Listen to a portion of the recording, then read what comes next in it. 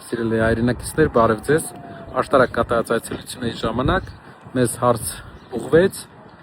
թե ինչ արեց Սամվել Կարապետյանը 44-օրյա պատերազմի ժամանակ։ Հենց այս հարցի բարձրացումը արդեն ցույց է տալիս, որ մենք սխալ ենք։ Որ մենք սխալվել ենք, որ չենք պատմել, չենք ներկայացրել, թե ինչ արեց Սամվել Կարապետյանը Հայաստանի պաշտպանության համար 44-օրյա պատերազմի ժամանակ։ Որպեսզի արդարացի մեր հասարակությունը իմանա, ես մի հատ հարց եմ ուզում տալ։ Կարող ենք դիմել այն ժամանակվա Հայաստանի պաշտպանության նախարար Դավիթ Տոնյանին եւ ասել. կա արդյոք անհատ, որ ավելի շատ աջակցություն է տվել Հայաստանի պաշտպանությանը, քան Սամվել Կարապետյանը։ Կա անհատ ավելի, որ ավելի շատ